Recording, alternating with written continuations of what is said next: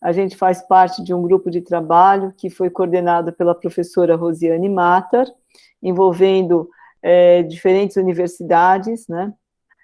A USP São Paulo, USP Ribeirão, Unicamp, Federal de Minas Gerais, Universidade Federal do Amazonas, Universidade Federal do Rio Grande do Sul. Professor José Geraldo, boa tarde.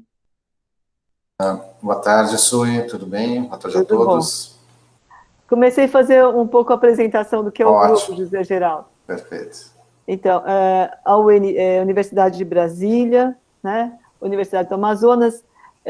Então, nós somos coordenados pela professora, a Unesp Botucatu.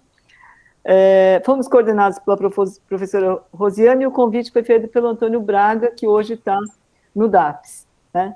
E isso foi desde o ano passado, e nós fomos responsáveis por escrever o manual de orientação do Ministério da Saúde no manejo das pacientes, das gestantes e puérperas com Covid-19. E aí um dos trabalhos desse grupo foi a realização dessas reuniões, que tem abrangido o Brasil inteiro. Então, as reuniões são feitas em todas as regiões, né? E hoje a gente vai discutir um caso que o doutor Fabiano vai apresentar, e a ideia o Fabiano faz a apresentação do caso, e depois a gente permeia a discussão com o nosso manual. Então, eu tenho uma apresentação depois que a gente pode ir colocando alguns pontos do manual, e a ideia é bem essa, assim, para a gente poder divulgar, né, e consolidar o manual para as pessoas fazerem uso dele em todos os níveis de atenção, né, principalmente na atenção primária, que é onde o paciente chega, nos hospitais de baixo risco, como o Fabiano vai falar, né, e é isso. Então, a Karen, que nos auxilia, ela colocou aqui no chat o YouTube, né, onde vai ficar gravados os casos clínicos. Para isso, é importante que vocês façam a presença de vocês no Google Forms, que também tem o link aqui, e é isso. Então, passo a palavra para o professor José Geraldo. Bom, boa tarde a todos, boa tarde, Sul. Já fizesse a apresentação do nosso grupo, que a gente tem tido muito orgulho de participar desse grupo, que a cada dia que passa a gente tem uma surpresa, né, em relação à Covid, um processo que não está pronto ainda, a gente não sabe tudo sobre a Covid. Esses encontros que a gente tem feito, a gente tem aprendido muito, né, porque em cada localidade tem uma particularidade no tratamento e na conduta em relação às nossas gestantes, e a gente tem percorrido o país inteiro aí para ver os principais problemas que o país tem e tentar resolver junto ao Ministério da Saúde para que as nossas pacientes sobrevivam, né, porque a gente sabe que a mortalidade das gestantes está mais elevada do que a gente gostaria. Então, a gente agradece muito a presença de todos, especialmente do Fabiano, que vai apresentar esse caso aí, que é um caso que nós já tivemos uma oportunidade de dar uma lida nele, um caso difícil que a gente vai tentar discorrer um pouco aí do que a gente pode fazer para ajudar, né? Então, acho que a gente pode começar com o caso e depois a gente faz alguma discussão sobre ele. É sua palavra, Fabiano. Obrigado, professor José Geraldo, obrigado, Sui. Queria dar uma boa tarde a todos, agradecer o convite do Ministério da Saúde para poder apresentar esse caso clínico da maternidade Interlagos para vocês. A gente é uma maternidade que eu vou apresentar para vocês, a gente foi classificado como não Covid, então para a gente é um desafio atender esses casos e eu vou demonstrar na aula para vocês. Vou iniciar a apresentação, vocês só confirmem se está aparecendo para vocês aí.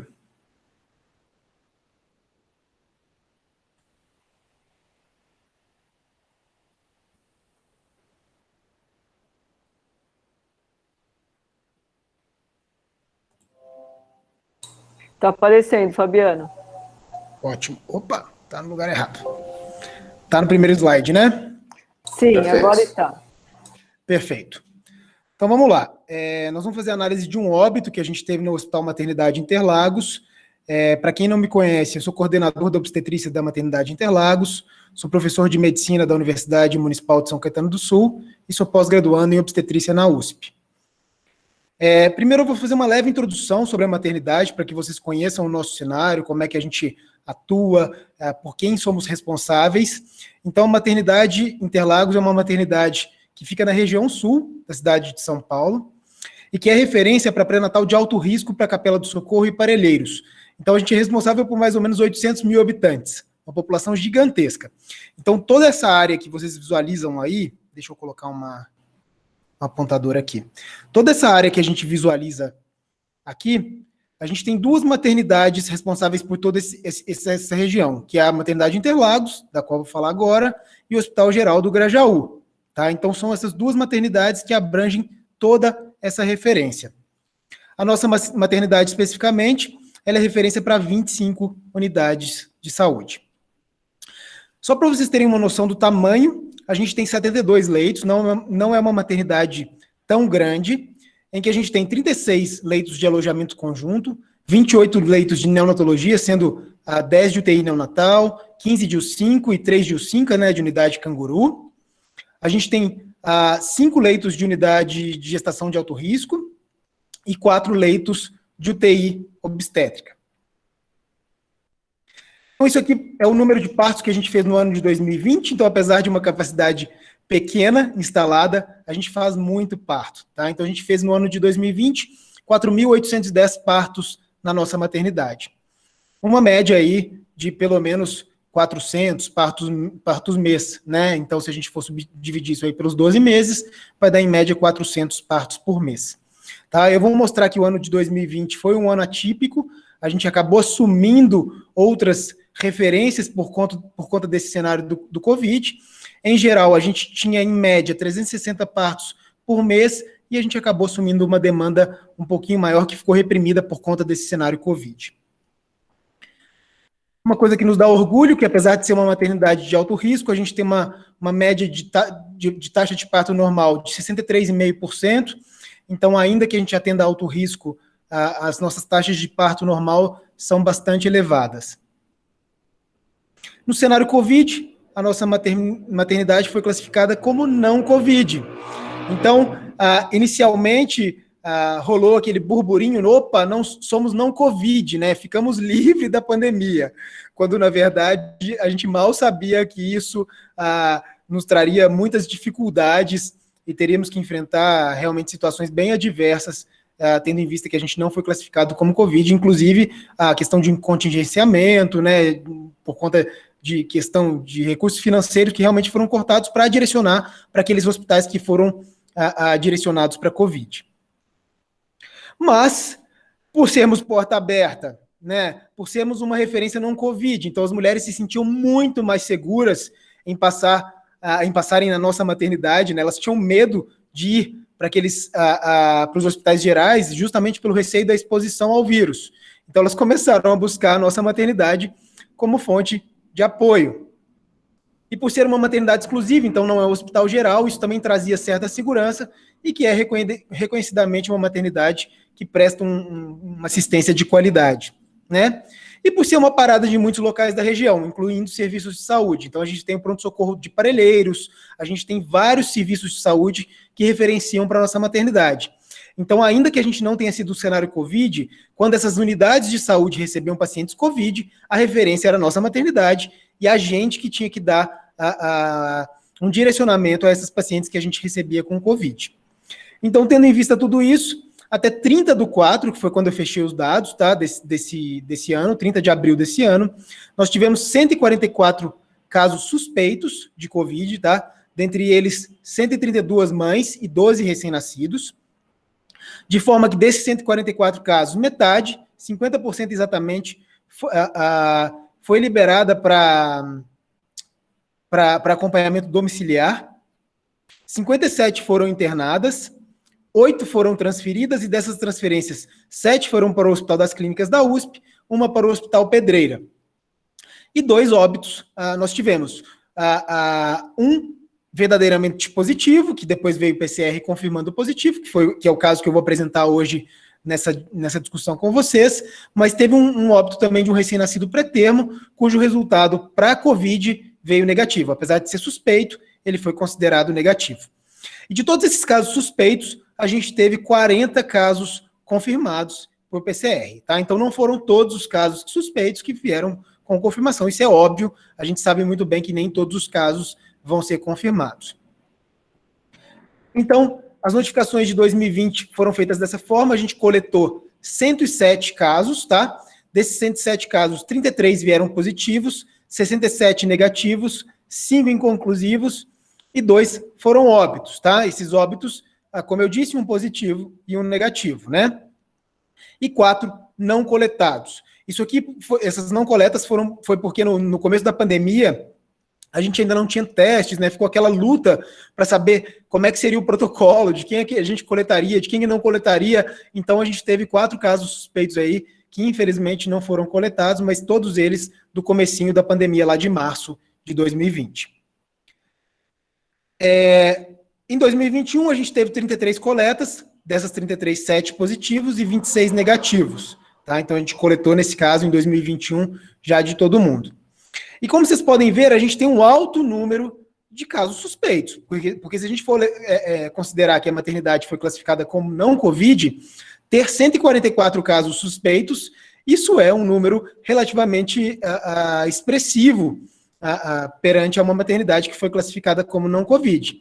E aí eu trago um cenário para vocês que é de extrema importância na nossa maternidade, que a gente tem somente 2 leitos de isolamento. Um deles em UTI e um deles em enfermaria. Então, vocês imaginem o transtorno que foi a gente ter 2 leitos de isolamento com tanta paciente sendo suspeita aí de Covid. Então, a gente passou o verdadeiro apuro aí, porque a gente recebeu uma demanda muito maior, a gente ficou com a maternidade superlotada, com vários casos de Covid, onde a gente não conseguia remanejar essas pacientes de forma nenhuma. Então, a gente não tinha como liberar uma outra enfermaria para isolar esses casos. Infelizmente, a gente se virou nos 30 lá, ficou paciente isolado no pronto-socorro, foi um tumulto, mas a gente está conseguindo passar pela pandemia de uma forma adequada. Passar não, né? Estamos continuando, infelizmente. Então, só para vocês terem uma ideia, as notificações em gráficos, né? Dos 144, a gente teve um período que foi maior, tá bom? De notificação, que foi maio, junho, julho e agosto do ano passado, foi o período em que a gente mais notificou a paciente, e dessas notificações, em relação à confirmação, também os meses mais em que a gente teve mais confirmação por PCR foram maio, junho e julho, e agosto também, e talvez dezembro ali, né, que empatou com agosto. Então, só para vocês terem uma noção do nosso cenário. E aí eu trago o caso clínico para vocês. Então, o primeiro foi uma introdução sobre como é a nossa maternidade, em que cenário que nós estamos inseridos e como a gente ficou classificado nessa pandemia. E agora eu trago o caso clínico para vocês, propriamente dito. Então, é uma paciente, antes de fazer, de começar a ler o caso clínico, só para introduzir para vocês, é uma paciente que foi internada 2 vezes, tá? É uma paciente puérpera, então eu vou relatar como é que foi a primeira internação dela e depois contar como é que foi essa questão do Covid na segunda internação. Tá certo? Então, a primeira internação é MAS, de 26 anos, solteira, 2º grau completo, natural de Cotia, São Paulo, com residência no Parque Recreio, em São Paulo. Era uma primigesta com idade gestacional de 39 semanas pela data da última menstruação e 38 semanas e 3 dias pela primeira ultrassonografia. Realizou pré-natal adequado, 10 consultas, era considerada uma gestação de alto risco por HIV positivo, em uso de terapia antirretroviral, e ela fazia uso de 4 drogas. Eu não me ative às drogas, porque ela, inclusive, fez troca dessa terapia antirretroviral durante a gestação, mas ela não conseguiu controlar a carga viral, vocês vão ver daqui a pouco. E ela tinha também uma história de asma. Ela tinha uma história de sífilis tratada logo antes da gestação, então 1 mês antes dela engravidar, ela tinha acabado de fazer um tratamento para sífilis. Ela tinha uma situação vacinal desconhecida, não estava descrita em cartão pré-natal, então a gente não sabe se ela recebeu vacina de influenza, se não recebeu, se recebeu DTPA, a gente não tem nenhuma informação do status vacinal dessa paciente. Ela foi admitida em 12/12 de 2020, então é um caso de dezembro do ano passado, para cesariana eletiva por carga viral de 11/11 de 2020, né, provavelmente ali por volta da 34ª semana de gestação, que ela apresentava 26.933 cópias, do vírus. E ela estava assintomática. Então, foi uma cesariana eletiva agendada, tá? Ao exame físico, ela tinha uma altura uterina de 35, dinâmica uterina ausente, movimentação fetal positiva, batimentos cardíacos fetais de 148 e o toque vaginal, como era uma cesariana agendada, não foi realizado. Foi realizado o AZT, aguardado o tempo, obviamente, é necessário, e foi realizada a cesariana. Nasceu o recém-nascido com 2,695 kg do sexo masculino e com ápiga 9,10. Foi mantido terapia antirretroviral no pós-parto, o paciente evoluiu com puerpério fisiológico e recebeu alta com 48 horas, com consulta agendada com infectologista, justamente para tentar melhorar a terapia antirretroviral, para ver se consegue torná-la indetectável, né? Só que aí essa paciente recebeu alta e ficou tudo bem. A princípio ela ia passar com o infectologista, só que ela retornou para a gente no dia 22/12 de 2020, e essa é a segunda internação, 10 dias pós-parto, com quadro de tosse e falta de ar fazia 3 dias. E ela tinha como queixa de dispneia. Não tinha história de febre, anosmia ou ageusia, né? Se alguém não souber, falta de olfato e de paladar. Havia coletado PCR para Covid um dia antes em Parelheiros. Então, Parelheiros é uma referência da região também. Eles não fazem parto, eles não acompanham o puerpério, mas às vezes eles acabam atendendo essas pacientes no pronto-socorro. Então, foi realizada essa coleta de PCR um dia antes em Parelheiros. E no exame físico da admissão, isso é o que está descrito em prontuário, a paciente tinha uma pressão arterial de 123/81, uma saturação de oxigênio de 95% a 97% em ar ambiente, uma frequência cardíaca de 80, uma frequência respiratória de 16, murmúrio vesicular fisiológico com sibilos esparsos. Um abdômen globoso, ferida operatória com saída de secreção serosa sem odor e uma loqueação fisiológica. Essa paciente, pela queixa de dispneia, apesar de estar saturando adequadamente, ela foi colocada num catéter de O2 a 2 litros por minuto e ela ficou mantendo saturação de O2 em 100%. Foram solicitados exames para avaliação infecciosa e foi tentada uma transferência para o HC, que ficou como nossa referência ali durante todo o tempo.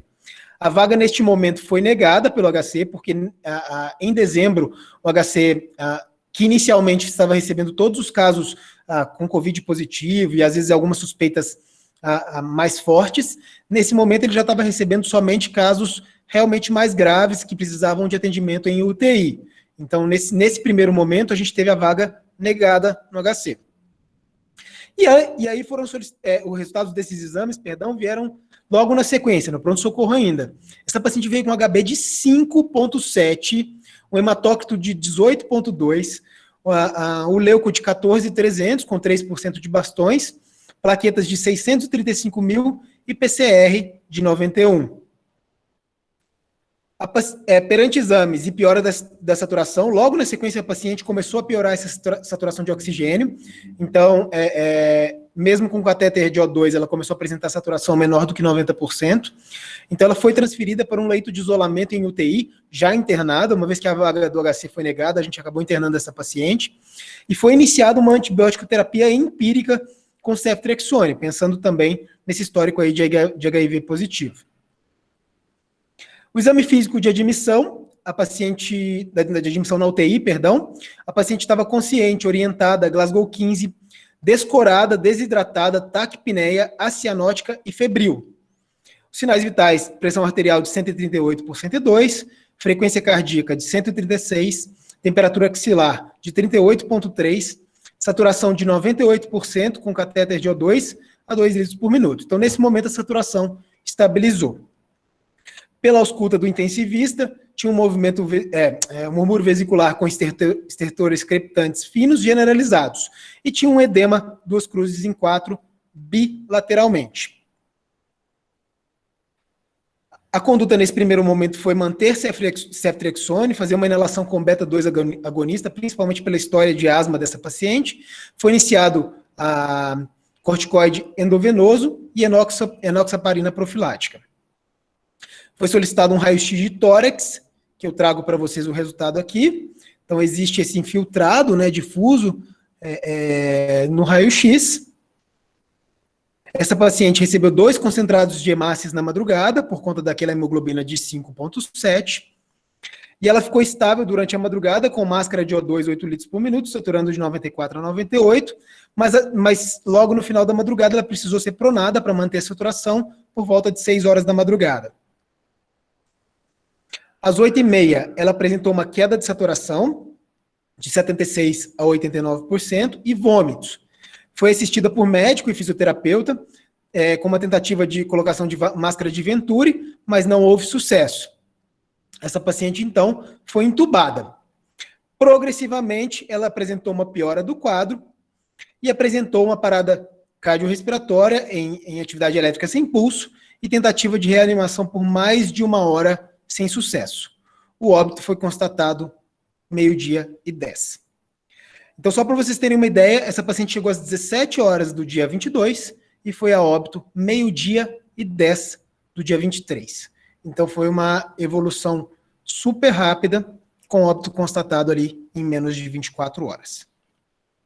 E o resultado de PCR para COVID, posteriormente, veio positivo. A gente levantou esse dado da coleta que foi realizada em Parelheiros e o resultado para PCR veio positivo.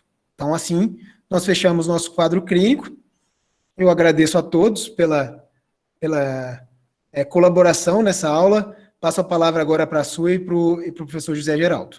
Obrigado. E estou à disposição também a qualquer dúvida em relação ao caso clínico ou qualquer outra coisa que a gente puder conversar aí. Muito obrigada, Fabiano, pela sua apresentação. Eu vou falar um pouquinho sobre o que a gente vive aqui em São Paulo. Eu estou agora no amparo maternal. Isso que você falou, das pacientes procurarem as maternidades que não é Covid, então o que a gente tem uma impressão é que elas chegam e elas, às vezes, omitem os sinais e sintomas, né, para que elas possam ser internadas.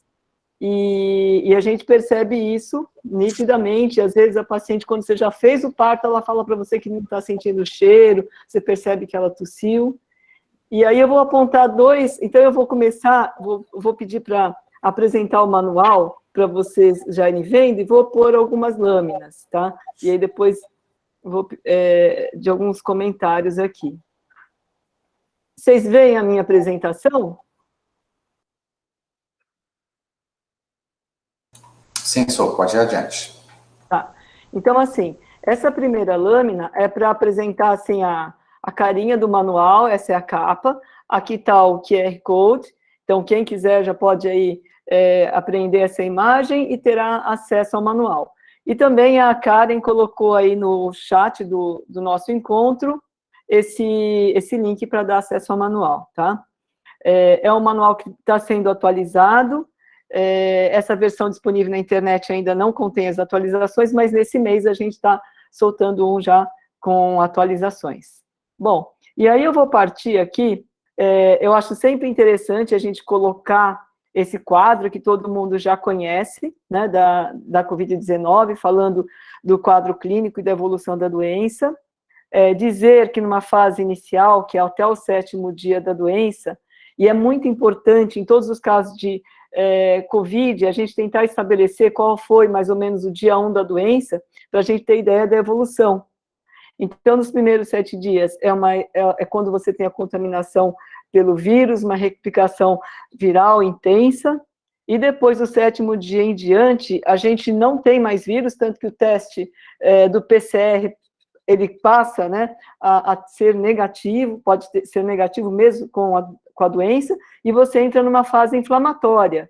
Então, se aqui na fase 1 você tem uma doença que é de trato respiratório superior, na fase 2 em diante você tem uma doença que é pulmonar, e se ela progride, você tem uma doença sistêmica, causando um processo inflamatório, uma resposta hiperinflamatória em todos os setores do organismo, com diferentes manifestações. E nesse momento da fase pulmonar, o que a gente vai ter? A gente vai ter um comprometimento do alvéolo, onde as trocas gasosas vão ficando difíceis, e aonde o paciente tem a hipóxia, e a gente tem que saber manejar muito bem o tratamento dessa situação. E aqui, o que a gente tem visto em 2021, diferentemente de 2020, é que com essa nova variante, se a gente dizia que passado 10 dias, lá em 2020, a gente tinha saído de uma fase que poderia piorar a doença, a gente sabe que hoje, em 2021, mesmo após 10 dias, até o 14º dia, no geral, a gente pode ainda ter uma piora da doença. Então, a gente tem que ficar muito atento aqui também até o 14º dia, tá? A gente sabe que 85% dos casos ficarão nessa fase, nesse estágio 1, não vai progredir para essas outras fases, né? E quando ela progride, a gente tem que saber reconhecer, sobretudo nas gestantes. E aí, eu vou colocar aqui uma questão que é sobre o rastreamento das assintomáticas, que o Fabiano falou aí que fez o exame nos casos suspeitos. Nas sintomáticas, quando eu colho o exame, em qualquer momento do ciclo gravídico puerperal, eu vou colher o RT-PCR, independente da idade gestacional, nas pacientes sintomáticas. O que colocamos no manual? Que nas pacientes assintomáticas, deverá ser colhido o RT-PCR nas seguintes situações: quando elas forem internadas por uma indicação obstétrica, no primeiro trimestre, por exemplo, abortamento, gravidez ectópica, mola, ou quando ela for indicada internar para parto, ou por uma cirurgia obstétrica eletiva, ou controle clínico de alguma doença associada. Ou seja, em qualquer internação obstétrica, a paciente deveria fazer um RT-PCR antes da internação, de 2 a 7 dias antes, quando isso pode ser feito de forma eletiva, nos locais em que o resultado sai nesse período. Nas localidades em que você não tem a possibilidade dessa rapidez no resultado, pelo menos 7 dias antes de uma eventual internação, e aí foi estabelecido na época que se coletasse o RT-PCR entre 37 a 38 semanas em todas as pacientes. Aí eu vou parar aqui um pouquinho a apresentação, para a gente contextualizar e dizer assim, a gente não conseguiu colher o RT-PCR dessa forma, e eu acho que foi essa sua realidade também em Interlagos, né, Fabiano? Muito, a gente não conseguiu, e não consegue ainda, né, na verdade. Se a gente for pensar em colher de assintomática, a gente não tem teste suficiente para isso, não, infelizmente. 400 partos mês, imagina, não tem a mínima condição, infelizmente. Então, eu acho que isso, o que foi colocado, seria de uma forma ideal, mas a forma real não é isso. E a gente tem que se basear muito, né, e se prender muito ao nosso controle clínico e nas perguntas, né? Eu acho que quando a mulher entra na maternidade, o porteiro tem que perguntar, a moça que faz a ficha, a enfermeira que faz a classificação de risco, todo mundo tem que perguntar. E, com certeza, em algum momento, a paciente ela vai omitir essa informação e a gente tem que ficar ainda atento. E outro problema que você citou e que eu também percebo muito é a quantidade de leitos de isolamento. Então, é assim, quando eu converso isso no Amparo, a diretoria fala assim, Suia, mas se a gente testar todo mundo, a gente vai descobrir que tem, o que a gente vai fazer? Onde que nós vamos isolar? A gente não tem RH, a gente não tem pessoas para tomar conta de tudo isso, né? Então, eu acho que essa é uma outra questão que a gente também enfrenta. Não sei se José Geraldo tem como é no Rio Grande do Sul, mas aqui em São Paulo é assim. Bom, primeiramente é um caso complexo, né, para a gente tentar depois dar uma discutida em cima dele, mas eu trabalho no Hospital de Clínicas de Porto Alegre e a gente tomou uma decisão logo no início da pandemia de tentar conseguir fazer exames em todas as pacientes. Então, a partir de agosto do ano passado, a gente faz exames em todas as pacientes assintomáticas ou sintomáticas, né? E a gente viu uma evolução muito grande da frequência das pacientes serem positivas assintomáticas.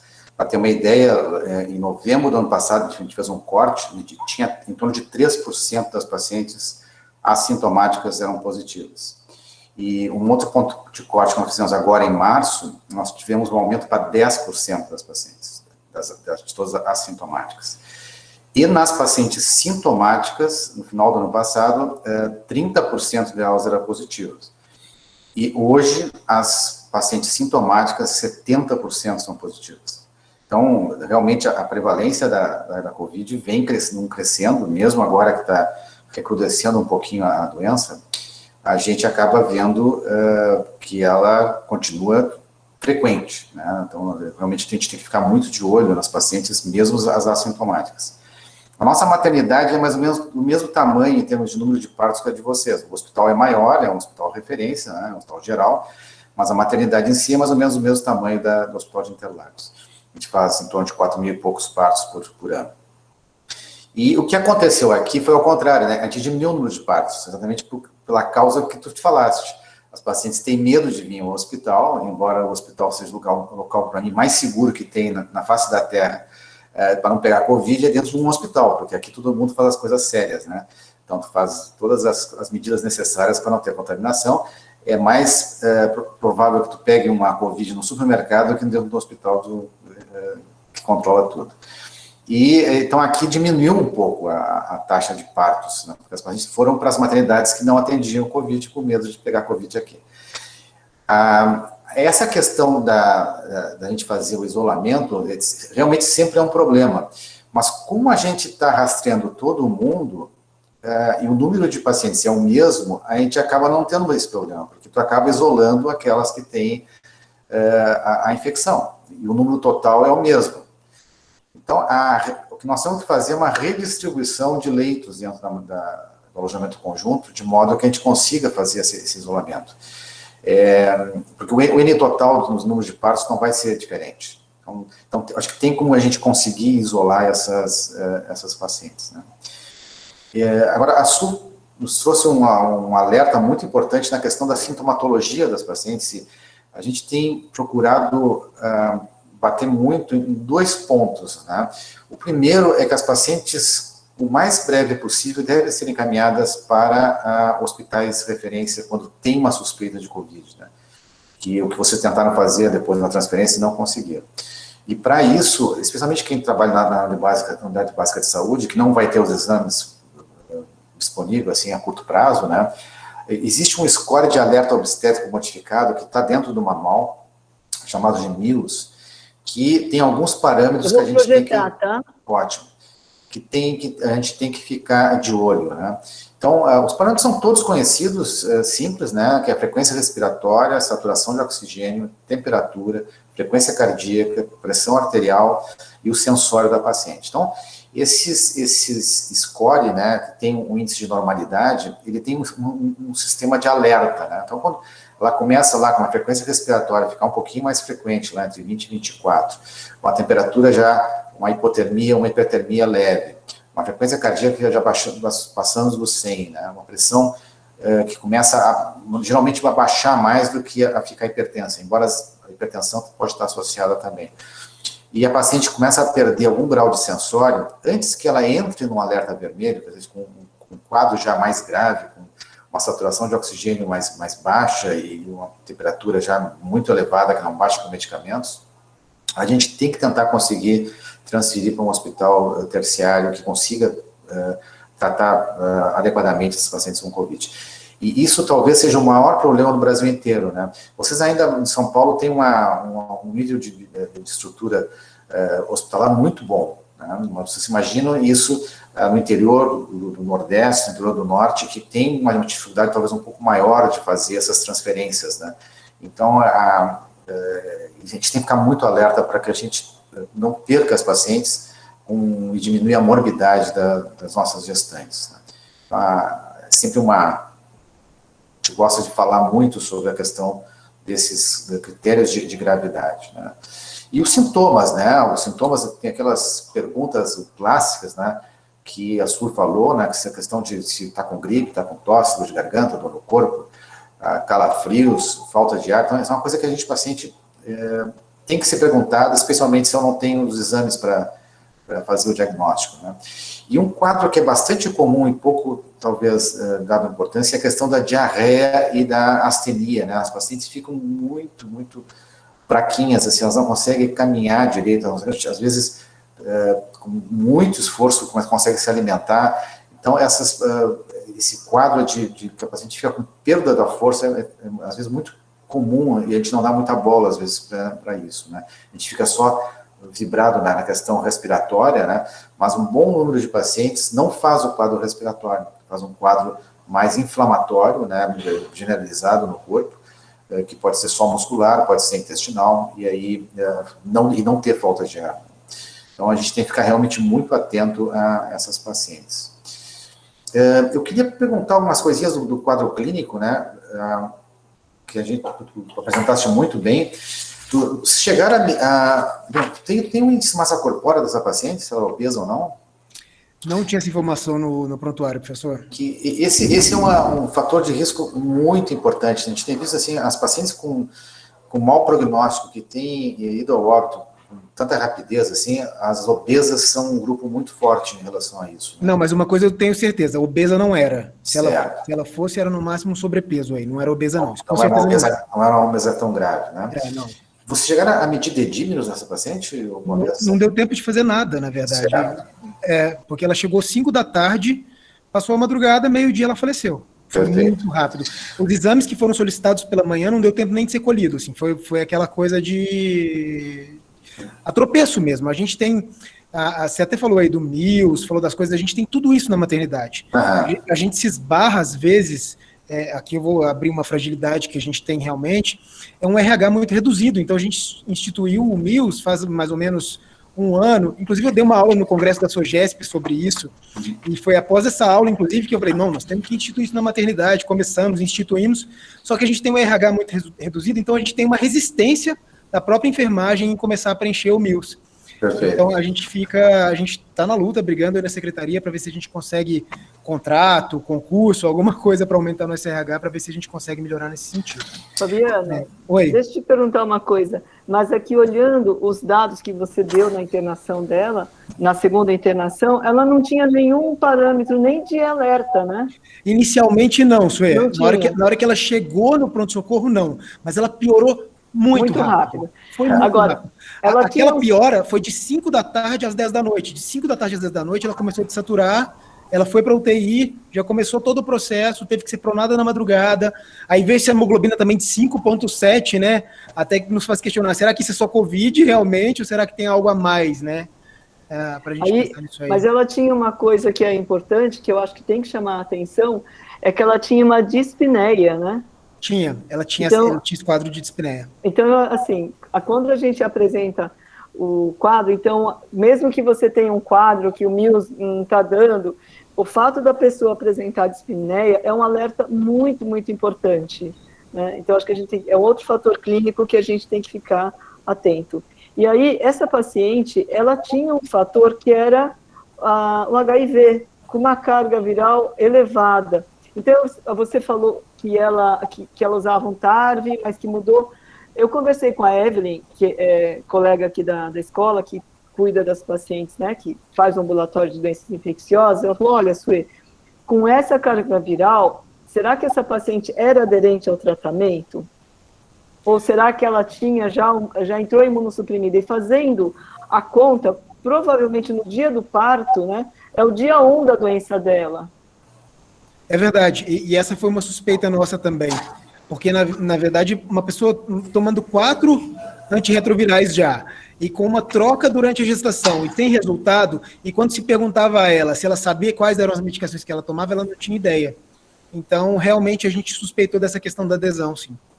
Aqui nós tivemos um caso de morte por Covid, mas que, na verdade, era uma paciente, assim, com SIDA, né, com doença mesmo, e que a história dela é que ela era não aderente ao tratamento, então ela não fazia de forma adequada, tinha carga viral elevada, e infelizmente aí foram várias outras coisas que levaram ela também junto ao óbito. Perfeito.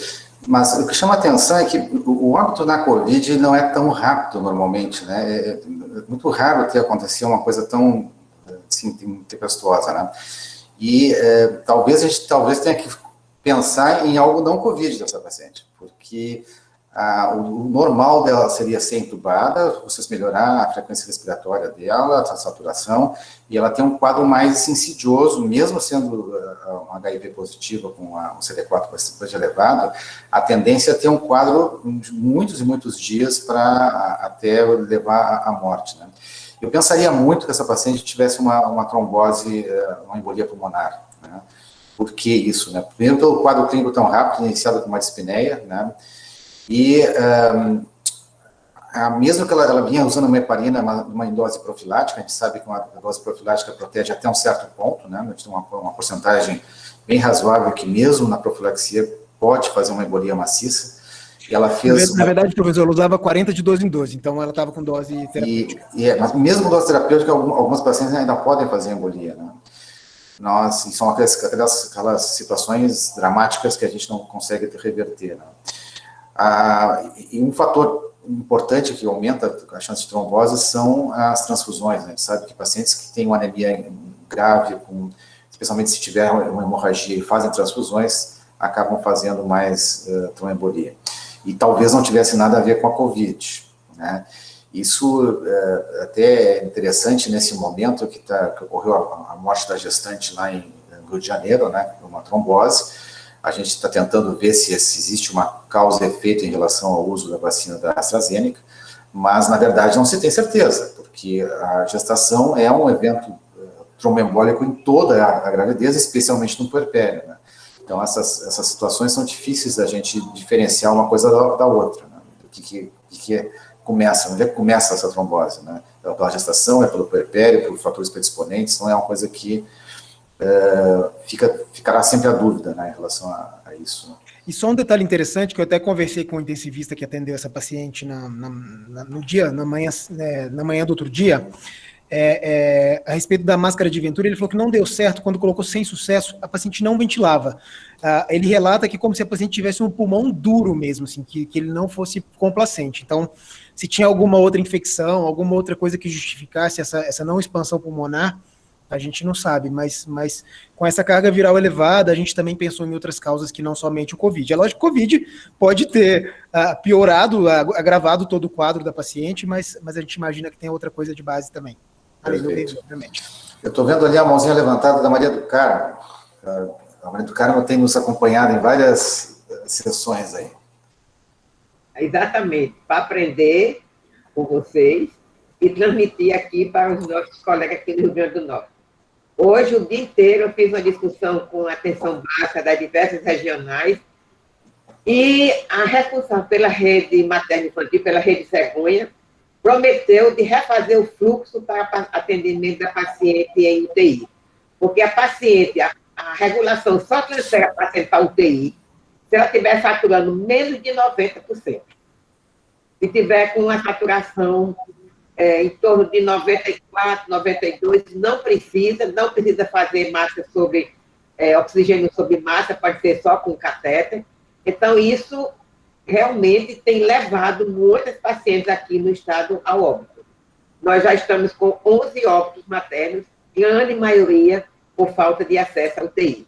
Acredito que hoje vou conseguir realmente que seja refeito esse fluxo para atender melhor a mulher norte-grandense quando necessita de UTI para atendimento a paciente com Covid, além das outras patologias, né, de hipertensão, hemorragia, infecção, que é a nossa principal causa de morte aqui no Rio Grande do Norte.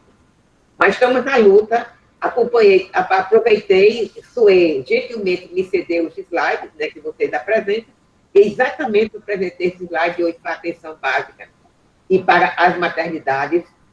Infelizmente, os intensivistas não compareceram, mas pelo menos os diretores das maternidades e a atenção básica esteve presente para essa discussão. Acredito que vamos melhorar. Perfeito, Maria do Carmo. Maria do Carmo nos traz uma questão muito importante, né, que é a inter-relação entre o obstetra e o intensivista, né? Existem conceitos, né, do intensivismo que eles não são exatamente os mesmos dos conceitos dos obstetras, especialmente em relação de patologias graves na gravidez. Então, a gente tem feito uma batalha muito grande de que sejam utilizados parâmetros mais sensíveis para gestantes, porque a mortalidade da gestação ela é maior do que da população em geral. E isso se deve muito por um retardo no início do tratamento das pacientes.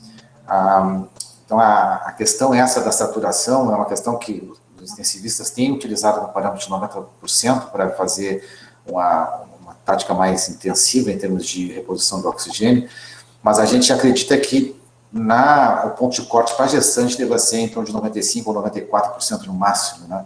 porque isso faz diferença em termos de recomposição do quadro geral da gestante. Eu não sei se tem algum intensivista aqui presente, mas isso é uma discussão que tem que ser levada adiante, e a Câmara do Carmo tem toda a razão em levar isso para os nossos colegas. Né? Na próxima quinta-feira, às 11 horas da manhã, vai ser um caso aqui do Rio Grande do Norte. E vocês vão ver exatamente isso, que a mulher, mesmo com 90, 89 de saturação, mas disse o intensivista que não precisava levar para a UTI.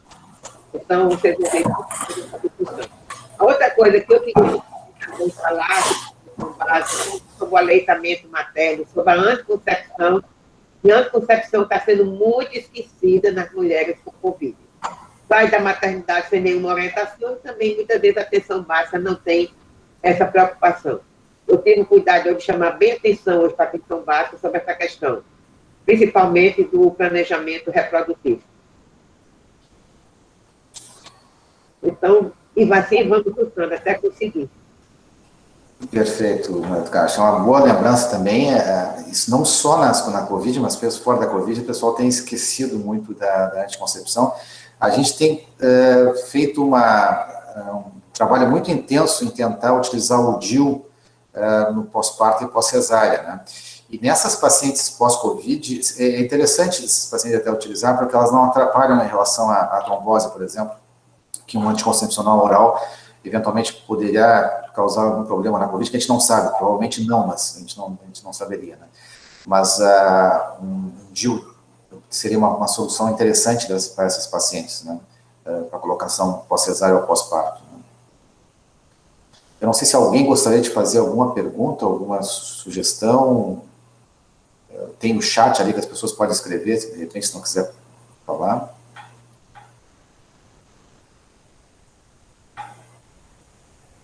Senão, eu e a Su vão falando. Então, o assunto do dia é a vacina, né? Acho que a gente não pode deixar de conversar um pouco sobre a vacina. Né? A vacina, a gente, nesse nosso grupo, a gente discutiu muito, a gente está desde janeiro discutindo se dá ou não dá vacina para gestante, a gente chegou a uma conclusão que é a única arma que a gente tem. Então, a taxa de mortalidade da Covid é muito, muito, muito maior do que a taxa de risco que nós temos nas vacinas. Ocorreu, então, essa morte no Rio de Janeiro por uma possível trombose, que a gente não sabe se é causa e efeito da vacina da AstraZeneca. Existem alguns relatos de trombose com o uso da AstraZeneca em alguns países europeus. Nós temos a Dinamarca, a Noruega, a Alemanha, que proibiram a AstraZeneca para o seu uso. Nós temos países que estudaram e liberaram a AstraZeneca, apesar desse risco, que é um risco pequeno, é um risco muito menor de ter trombose, que a própria trombose na própria gravidez. E o risco de morte e complicações da Covid é tão grande que talvez valha a pena correr mesmo com a AstraZeneca. O que aconteceu agora é que, por uma questão de cuidado, e acho que com razão, o Ministério da Saúde está solicitando para não utilizar a vacina de AstraZeneca, mas deve-se manter o uso da Coronavac quando voltar e da Pfizer quando estivermos. Né? Então, assim, eu acho que isso é um alerta que a gente tem que dar, que não é a vacina que está sendo proibida na gravidez, né? E sim uma determinada vacina que está sendo estudada e talvez até volte a ser utilizada no futuro, depois de ser estudado bem esse caso. Né? Então, nós vamos ter, eu acho que às 18 horas, um pronunciamento oficial do Ministério da Saúde, e a gente vai ouvir lá o que eles consideram em relação a esse problema. Então, eu gostaria de ouvir a Su estuda muito vacina, eu gostaria de ouvir a opinião dela em relação a esse problema. Zé Geraldo, assim, o nosso grupo, né, se posicionou frente à vacina, favorável à vacina, por esses motivos que já foi falado, né, pelo José Geraldo, e infelizmente aconteceu essa morte aí. Então, acho que nós estamos num momento ainda de investigação, né? Nós não podemos afirmar que, com certeza, foi por conta da vacina, tem que ser esclarecido isso, mas o que é importante é que a gente não enterre a vacinação em gestantes contra a Covid-19, né? Então, eu penso que ela pode ser até reformulada, a vacina da Pfizer, então tem que entender assim, a diferença entre as vacinas. As vacinas disponíveis no Brasil hoje, a gente tem a Coronavac, que é de vírus inativado, então a gente já tem muitas vacinas que já usamos, que usam essa mesma tecnologia. A questão é que a vacina Coronavac, ela só promove a imunidade de anticorpos, ela não promove a imunidade celular, né? E a eficácia dela é de 50%. As vacinas de RNA, que são a da Pfizer, que agora começou a ser disponível no Brasil, a da Moderna e a da Janssen, né? Pfizer, Moderna, são as que foram disponíveis nos Estados Unidos. E aí, o que aconteceu nos Estados Unidos? Lá, a Sociedade Americana de Ginecologia e Obstetrícia colocou que as mulheres que quisessem, gestantes que quisessem ser vacinadas, a vacina não deveria ser negada. E também houve mulheres que acabaram tomando a vacina sem saber que estavam grávidas, enfim. E eles têm um aplicativo chamado V-Safe, que a paciente, ela reporta, né, como foi, depois que ela tomou vacina, voluntariamente. E, a partir desse registro, observou-se que houve mais de 30 mil gestantes que tomaram a vacina de RNA mensageiro, a da Pfizer e da Moderna, lá nos Estados Unidos. E não houve aumento de complicações na gestação. Então, assim, esse é um dado, né, que embora as vacinas não tenham sido, não incluíram gestantes, esse dado dos Estados Unidos é um dado que é alentador, né? E provavelmente logo também teremos, agora não, né? Vamos ver como que vai ficar essa vacinação aqui no Brasil, que estava para começar. Acho que a gente só vai ter dados de profissionais de saúde por enquanto, para a gente entender um pouco como foi a vacinação da Coronavac.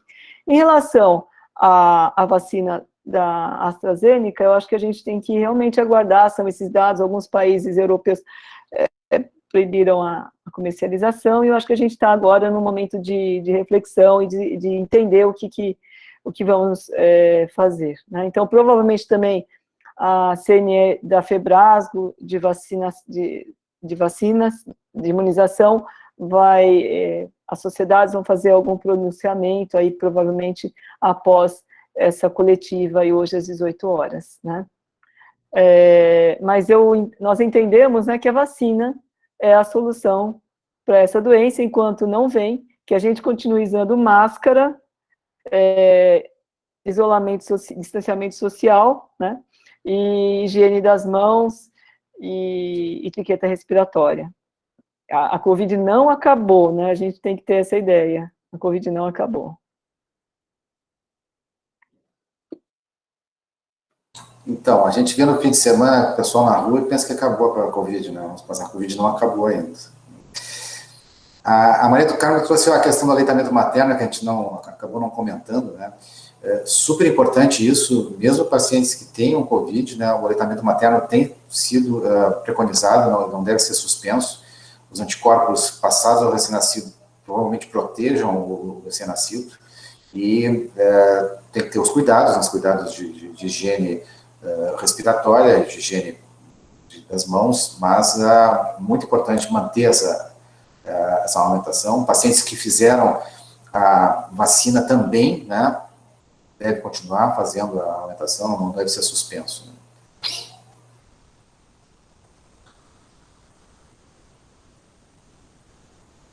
Muito bem, pessoal. O que nós temos de perguntas ainda?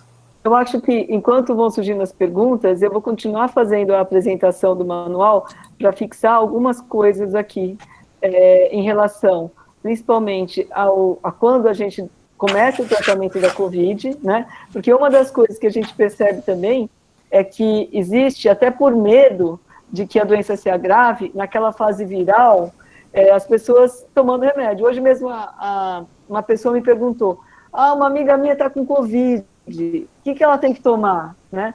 Então, acho que ainda existe isso, não tem que tomar nada. Nesse início da doença, o que ela tem que fazer é fazer uma monitoração da temperatura, dos sintomas. As gestantes, especialmente, elas devem ter um telemonitoramento, então, que o fluxo de atendimento das unidades básicas seja bem feito, de modo que as pacientes com quadros leves, né, possam ser monitoradas e imediatamente referenciadas para um centro de atendimento no momento em que ela passar de um quadro leve para um quadro moderado. E lembrando que, principalmente nas localidades em que você tem menos recursos, você deve colocar a paciente mais próxima de um hospital terciário e não esperar que tenha um agravamento. Porque a gente percebe isso, que às vezes a pessoa fica longe de um centro e quando é transportada já está num quadro bem agravado, né? Então, eu vou colocar aqui de novo a apresentação, e se alguém tiver algum comentário, por favor, interrompa ou põe aqui no chat, tá? Então, aqui, a gente já falou, né, dos quadros assintomáticos, falamos do Mills. Lembrar que nos casos assintomáticos, a gente, ou nos casos, mulheres assintomáticas com RT-PCR positivo, quando não tem nenhum sintoma, ou sintomas poucos, isolamento, orientações e o teleatendimento após o 7º dia, especialmente, né, até o 14º. Aqui, nos casos de doença leve, lembrar que a dispneia é ausente, então a presença de qualquer desconforto respiratório já classifica essa paciente como um quadro, pelo menos, moderado. A gente, na doença leve, não há necessidade de solicitar exames laboratoriais. E quais são as medidas, né, no quadro leve? Isolamento social, o oseltamivir, se o quadro tiver menos de 48 horas, pensando na concomitância da influenza com o Covid, ou apenas na influenza, então, se o quadro tiver menos de 48 horas, vale a pena receitar o oseltamivir. Medidas de suporte, então, repouso, hidratação, analgésicos e antitérmicos. Orientações, preferentemente escritas, sobre sinais e sintomas de gravidade, qual o local e quando procurar no serviço de saúde. A monitoração, aqui a gente está mudando, né, até o 10º dia, até o 14º dia, com a cepa nova. E nas gestantes de alto risco neonatal, né, obstétrico neonatal, a gente recomenda até que ela fique, repetindo, no local de mais acesso a um hospital terciário, e também até uma internação hospitalar mais precoce nos casos de gestantes de alto risco. Aqui, quando eu tenho uma doença moderada, que são aquelas que têm a saturação, e aqui reforçando, não é de 95%, menor que 95%, ou com frequência expiratória maior que 24, já é um quadro de doença moderada. E essas pacientes, sim, elas devem ser internadas e colher esses exames na internação. Entre eles, a gente tem o dedímero. Dizer que o dedímero, ele não serve como controle para entrar ou não com a heparina. Então, o caso moderado, como a gente sabe que tem um aumento de fenômenos trombóticos, eu já devo entrar com heparina em dose profilática, e o dedímero só vai me dizer depois de gravidade, mas não vai servir para eu aumentar ou diminuir a heparina. Para eu aumentar a heparina para uma dose de tratamento e não ser mais uma dose de profilaxia, eu tenho que me basear em fenômenos trombóticos. Então, em algum exame que mostre que essa paciente tem um quadro trombótico, né? Então, a gente entra com heparina em dose profilática, com corticoterapia e antibióticos só em caso de sinais de infecção bacteriana, tá? Nos casos de doença grave, é internação em UTI com esses mesmos medicamentos. E aqui, quais os antibióticos que a gente tem utilizado, né? Como foi usado nesse caso, foi usada a ceftriaxona, e a gente associa com a azitromicina, né? Sempre que você... é importante que isso, o antibiótico é quando eu tiver evidência de associação com doença bacteriana. Aqui é o esquema, que também está no manual, sobre a heparina. Então, aqui, conforme o peso da paciente, a gente vai fazer a heparina, né?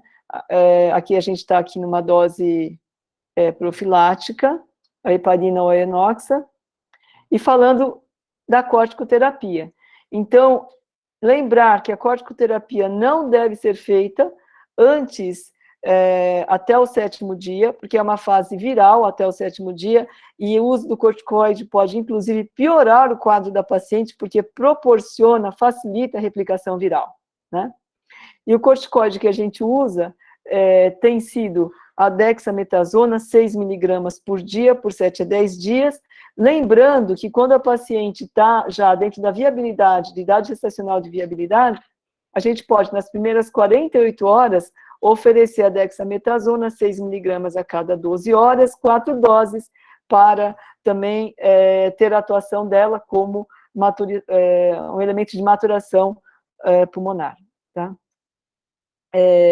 Aqui são os elementos de internação em UTI, e lembrar, aqui a gente inicia a oferta de oxigênio pelo catéter nasal, lembrando que o fluxo máximo no catéter é de 6 litros por minuto. Se a paciente não atingiu saturação acima de 95 com o catéter nasal a 6 litros por minuto, não adianta aumentar para 8. Eu tenho que passar para um outro dispositivo, que é uma máscara de Venturi, ou uma máscara que equivale a não reinalante.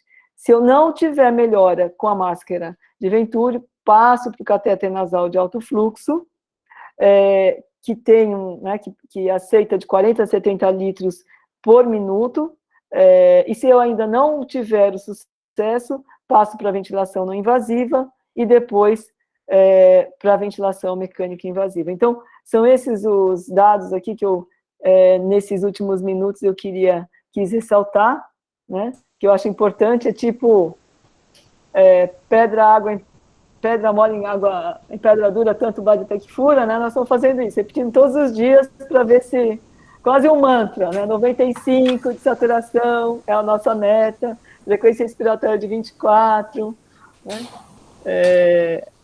E uma outra coisa que não foi falada aqui, que eu acho que é importante dizer, e que é uma briga, né, no bom sentido, entre os obstetras e os intensivistas, é que os intensivistas pressionam os obstetras para fazerem o parto.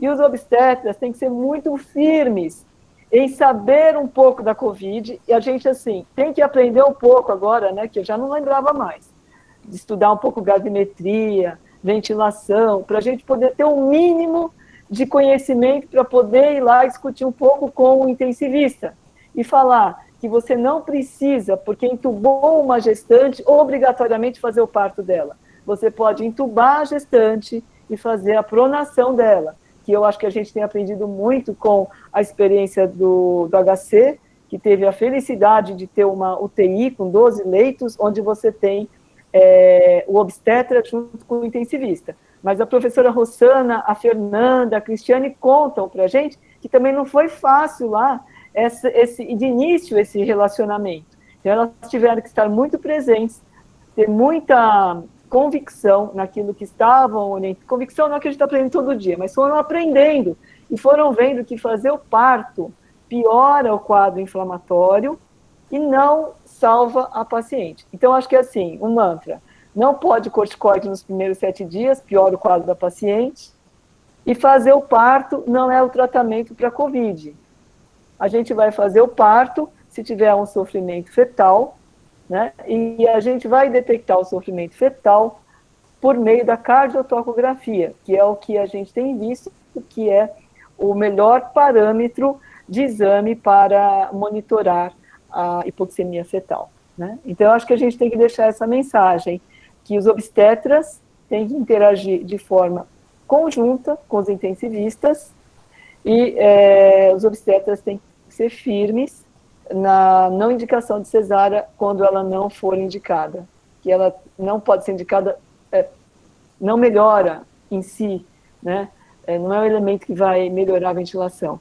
Hoje, no exame, na reunião da manhã, os intensivistas tinham medo, o receio de que o curare, os sedativos e que todas essas coisas que se usam quando a paciente está entubada pudesse prejudicar a vitalidade fetal. E a Cristiane, com a experiência, né, que ela adquiriu lá no HC, disse de forma muito tranquila, essas drogas não pioraram. A gente até achou que fazer essas drogas para a mãe ia fazer com que o feto ficasse hipoativo, mas ela falou, não, a gente percebeu que mesmo com drogas o feto continua acordado.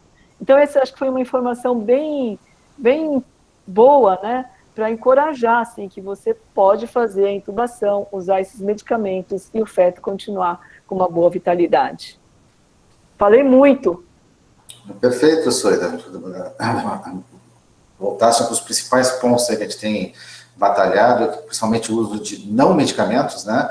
Porque o que está acontecendo com o excesso do uso de antibióticos, a gente tem visto um grau de resistência muito grande, e aí, quando precisa de antibióticos, a gente tem que usar antibióticos muito caros, que os hospitais não estão conseguindo comprar mais esses antibióticos. Então, esse é um problema do futuro, que eu tenho visto aqui, está acontecendo conosco. O orçamento do hospital está sendo comido nos primeiros meses do ano. E com isso a gente não vai só faltar dinheiro para te pagar os antibióticos em novembro e dezembro. Então, para quem faz gestão, sabe bem como é que funciona isso, né? Não acrescenta em nada usar um antibiótico quando não tem um quadro clínico que necessite realmente. Não tem que ter um quadro infeccioso, né? O mesmo ocorre com a questão do corticoide. O corticoide, se usado muito precocemente, pode piorar o quadro clínico da paciente em vez de melhorar. Então, qualquer infecção viral, a gente sabe que pode ocorrer esse tipo de situação. Nós temos também a questão das pacientes em relação a alguns exames a mais, né? Então, exames demais também não têm ajudado em relação à COVID. A questão dos dedímeros, né? O dedímeros vai ter que ser indicado a fazer aquela paciente que tem um risco de trombose, que tu vai pensar em, eventualmente, de usar uma heparina em dose terapêutica, né? Aí tu vai usar o angiotomo, uma eventual possibilidade de diagnóstico de embolia. Eu vi ali no chat que tem uma pergunta, né, sobre dosagem de vitamina D e vitamina de zinco, né?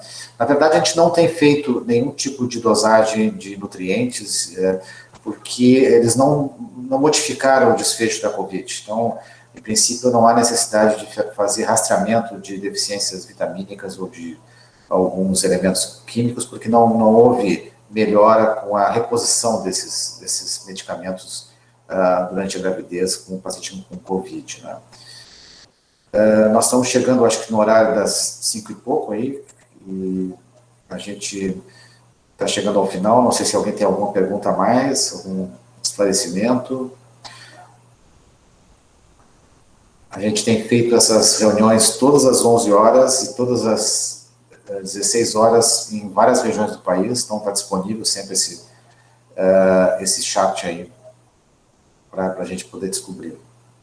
E aqui tem o canal do YouTube, que a Karen colocou também, que tem todas as reuniões que já aconteceram, gravadas, e aí eu acho que é uma fonte também de aprendizado, né, que para quem quiser é interessante.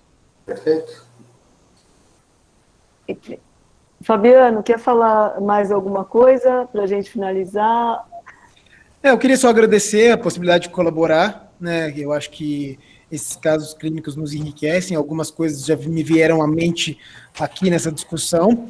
Acho que lembrar que uma coisa que a professora Rossana sempre fala com a gente é a respeito da gente não menosprezar os sintomas das gestantes, né, porque às vezes elas são oligossintomáticas, e as puérperas parecem também ter um desfecho mais desfavorável, e também olhar para essas puérperas com bastante carinho e cuidado mesmo. Acho que é basicamente isso que eu queria dizer. E agradecer mais uma vez. Obrigada. Muito E bem. eu quero saudar aqui especialmente a Maria do Carmo e o Yurian, que estão sempre nessas reuniões, colaborando com a gente, né? E isso deixa a gente muito feliz. E agradecer aí a companhia do professor José Geraldo hoje. Muito obrigada. E aprendendo, né, Suê? Sempre tem coisa nova. Muito bem, muito obrigado a todos, especialmente ao Fabiano com a apresentação. Foi muito boa a apresentação, um quadro difícil, grave, um desfecho desfavorável, mas acontece, né? Talvez pela própria gravidez. né? Então, obrigado a todos aí pela presença. Um abraço, Suia. Obrigado, pessoal. Boa tarde. Tchau. Boa tarde a todos. Obrigada.